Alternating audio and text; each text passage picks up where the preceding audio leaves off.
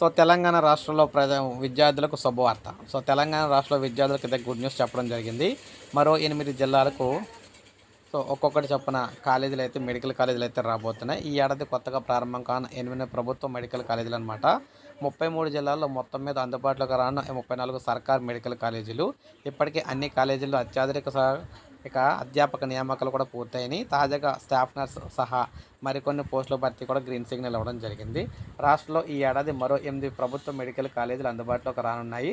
2024-25 విద్యా సంవత్సరం నుంచి జోగులాంబ గద్వాల జిల్లా, నారాయణపేట, ములుగు, వరంగల్, మెదక్, యాదాద్రి భువనగిరి, రంగారెడ్డి, మేడ్చల్, మల్కాజ్గిరి జిల్లాల్లో ఈ కాలేజీలు అయితే ప్రారంభం కాబోతున్నాయి.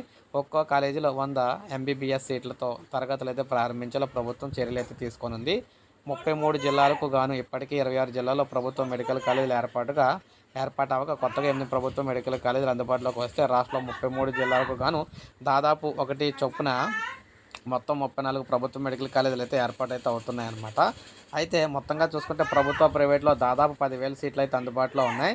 2014 తర్వాత ప్రభుత్వ కాలేజీలో కేవలం 850 ఎంబీబీఎస్ సీట్లు ఉండగా ప్రస్తుతం 3,915 ఎంబీబీఎస్ సీట్లు అయితే ఉన్నాయన్నమాట.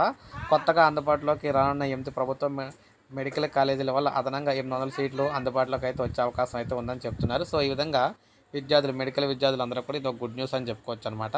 ఇప్పుడే మనకు అప్డేట్ అయితే వచ్చింది. ఒక లైక్ చేయండి, సబ్స్క్రైబ్ చేసుకోకపోతే మన ఛానల్ సబ్స్క్రైబ్ చేసుకుని